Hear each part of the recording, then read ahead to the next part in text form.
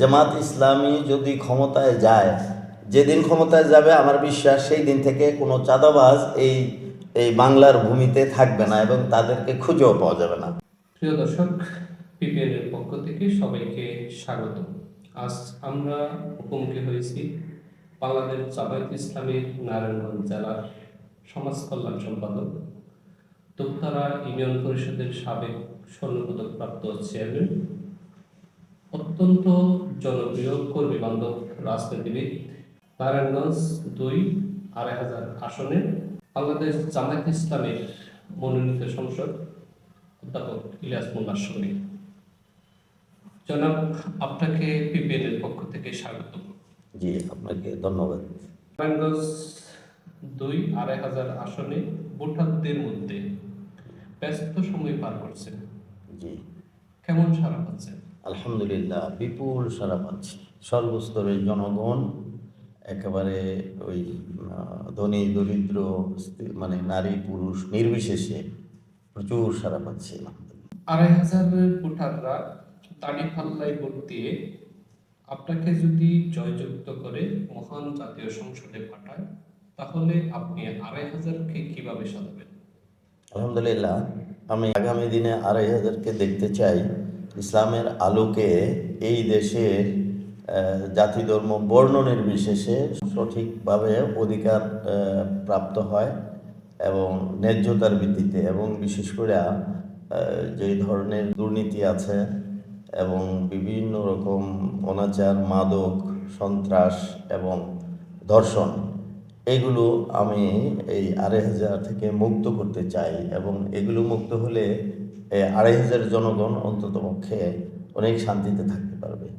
আর বিশেষ করে ২,৫০০, আলহামদুলিল্লাহ, কিছু কিছু জায়গায় কিছু ইনসিডেন্ট হয়, এগুলো যেন না থাকে, আমি সেগুলো চেষ্টা করবো ইনশাআল্লাহ। ২০০৮ সাল থেকে ২৪ সাল পর্যন্ত বাংলাদেশের মানুষ ভোট দিতে পারে নাই। এবারের জাতীয় সংসদ নির্বাচনে তরুণরা ভোট দেওয়ার জন্য মুখিয়ে আছে, আপনি তরুণদের জন্য কি বলবেন? আসলে তরুণরা হচ্ছে আগামী দিনের এই রাষ্ট্র মেরামত এবং পরিচালনা করার মূল মধ্যমণি হবে ওরা। কাজেই ওদের চরিত্র, ওদের শিক্ষা দীক্ষা, ওদের জ্ঞান অর্জন, এগুলো যেন সঠিকভাবে চলে। আর বিশেষ করে আমাদের এই সারা দেশেই, বিশেষ করে ২,৫০০-এও বেকার সমস্যা এই তরুণদের লাঘব করা দরকার, এটা আমি খুব ফিল করি। তাদের যে বেকারত্ব ঘুচে যায়, এটা চেষ্টা করব। এবং বিশেষ করে ২,৫০০টা হলো তাঁত সমৃদ্ধ এলাকা। এখানে বস্ত্র বিভিন্ন এলাকায়, বিভিন্ন ইয়েতে, গ্রামে বস্ত্র তৈরির কারখানা আছে, ফ্যাক্টরি আছে, টেক্সটাইল মিল আছে, ফ্যাক্টরি আছে। এর যারা কর্মজীবী, এদের যাতে করে মান বৃদ্ধি হয়, তাদের অর্থনৈতিক প্রয়োজনীয়তা যাতে করে পূরণ হয়, এই জন্য মালিক এবং শ্রমিকদেরকে নিয়ে যাতে করে ওদের ওদের প্রয়োজন পূরণ হওয়ার জন্য অর্থনৈতিক সাম্যতা আনার চেষ্টা করব। আর বিশেষ করে আমি আমার এই ২,৫০০কে দারিদ্র্য মুক্ত করতে চাই এবং বেকারত্ব যে অভিশাপ, এটা ঘুচাতে চাই। আর তরুণদের মধ্যে যে সমস্ত মাদকের এখন অনেকটা ছড়াছড়ি বলা যায়, আমি এই মাদক থেকে এই তরুণ সমাজকে রেস্কিউ করতে চাই, বাঁচাতে চাই। এবং এজন্য আমি সাংগঠনিকভাবে, সরকারিভাবে, বিভিন্নভাবে সামাজিক উদ্যোগ সহ সকল প্রকার উদ্যোগগুলি ঐক্যবদ্ধ করে এই মাদকের করাল থাবা থেকে আমি ২,৫০০কে মুক্ত করতে চাই। আপনার আসনটি শিল্প বান্ধব আসন হওয়াতে এখানে বিভিন্ন চাঁদাবাজি, সন্ত্রাস এবং দুর্নীতির কথা আমরা শুনতে পাই। মহান সংসদের সদস্য হন, তাহলে এগুলা কিভাবে সমাধান করবেন? আমি আমি এটুকু শতভাগ বিশ্বাসী, আস্থাবান যে জামাত ইসলামী যদি ক্ষমতায় যায়, যেদিন ক্ষমতায় যাবে আমার বিশ্বাস সেই দিন থেকে কোনো চাঁদাবাজ এই এই বাংলার ভূমিতে থাকবে না এবং তাদেরকে খুঁজেও পাওয়া যাবে না। আর তাদের জন্য আলাদা কোনো প্রোগ্রাম নেওয়া জরুরি হবে না।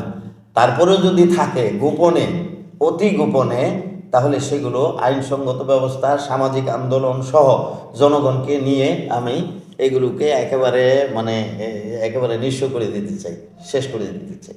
সর্বশেষ আপনার সংসদীয় আসন ২,৫০০ ভোটারদের জন্য আপনি কি বলবেন? জি, আলহামদুলিল্লাহ।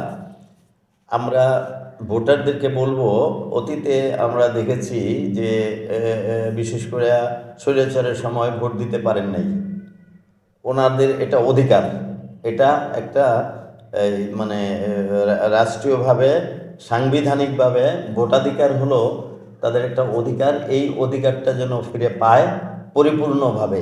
এখানে যেন মানে কোনো ফ্যাসিস্ট বা কোনো স্বৈরাচার বা তাদের কোনো দোসর সামান্য একটু ভোটারদের উত্তপ্ত না করতে পারে। ভোটারদেরকে যেন কোনোভাবে তাদের ভোট দান থেকে বিরত রাখা, তাদের ব্যালট বাক্স ছিনতাই করা, তাদের মানে কোনো অধিকারকে কোনো রকম ইয়ে না করতে পারে। সুষ্ঠুভাবে সুন্দরভাবে আনন্দ মুখর পরিবেশে যেন ভোট হয়, ওরা যেন ফিল করে যে আমরা আমাদের ভোট আমরা নিজের ইচ্ছায় নিজের মনের চাহিদা পূরণ করে দিতে পেরেছি। এটা আমি কামনা করি, চাই, এবং এইভাবে তারা ভোট দেবে। ধন্যবাদ আপনাকে।